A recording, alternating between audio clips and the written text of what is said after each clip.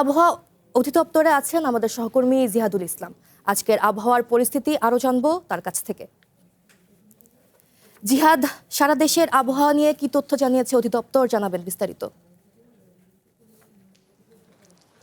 সঙ্গীতা, যেমনটা বলছিলেন আপনি, আসলে দেশের ১৩টি অঞ্চলে আবহাওয়া অফিস ঝড়ো হাওয়া সহ বর্জ্যবৃষ্টির পূর্বাভাস দিয়েছে। তার মধ্যে রংপুর সহ টাঙ্গাইল সহ বেশ কয়েকটি অঞ্চল রয়েছে এবং সকাল থেকে আমরা ঢাকায়ও কিন্তু দেখতে পাচ্ছি যে একেবারেই মেঘলা আকাশ এবং গুড়ি গুড়ি বৃষ্টি হচ্ছে। ঠিক তেমনি আবহাওয়া অফিস যেমনটা বলছেন যে ১৩টি অঞ্চলের কথা বলা হচ্ছে, সেই ১৩টি অঞ্চলে ৬০ থেকে ৮০ কিলোমিটার বেগে দমকা হাওয়া সহ বর্জ্যবৃষ্টি হতে পারে এবং বৃষ্টিপাতের কথাই কিন্তু আবহাওয়া অফিসের পক্ষ থেকে পূর্বাভাসে জানানো হয়েছে। এবং ভোর ৫টা থেকে দুপুর ১টা পর্যন্ত যে পূর্বাভাস দেওয়া হয়েছে তাতে এমন তথ্যই জানানো হয়েছে। এছাড়া ঢাকা সহ আশপাশের যে জায়গাগুলো রয়েছে, বিশেষ করে ঢাকা, বরিশাল, কক্সবাজার, চট্টগ্রাম সহ অন্যান্য যে অঞ্চলগুলো রয়েছে, সেখানেও কিন্তু ৪৫ থেকে ৬০ কিলোমিটার গতিবেগে উত্তর পশ্চিম অঞ্চল থেকে ঝড়ো বৃষ্টির কথা কিন্তু দমকা হওয়া সহ বর্জ্যবৃষ্টির কথা কিন্তু বলা হয়েছে।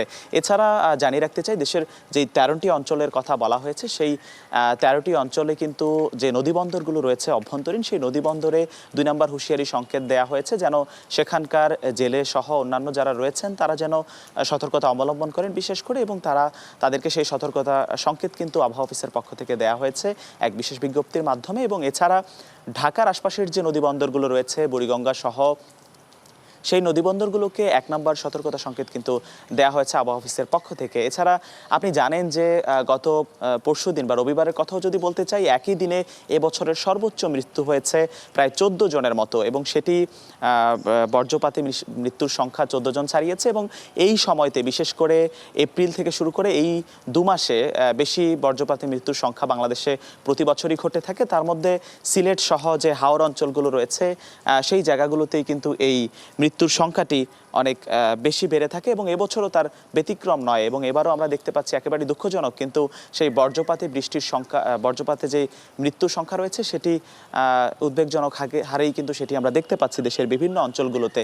এবং হাওর অঞ্চলে যারা কাজ করেন, বিশেষ করে কৃষি জমিতে বা খোলা মাঠে যারা কাজ করেন, তাদের মধ্যেই বা তাদের নিহতের সংখ্যাটি কিন্তু বেশি রয়েছে। এবং আবহাওয়া অফিসের পক্ষ থেকে যেই তথ্য বলা হয়েছে সেটি অনুযায়ী ১৩টি অঞ্চলে আজ এই দমকা হাওয়া সহ প্রায় ৬০ থেকে ৮০ কিলোমিটার বেগে বর্জ্য বৃষ্টি বা বৃষ্টিপাত হওয়ার সম্ভাবনা রয়েছে বলে আবহাওয়া অফিস জানিয়েছে। এখন পর্যন্ত আমার কাছে রাজধানীর আগারগাঁওয়ের আবহাওয়া অফিস থেকে ছিল সবশেষ তথ্য।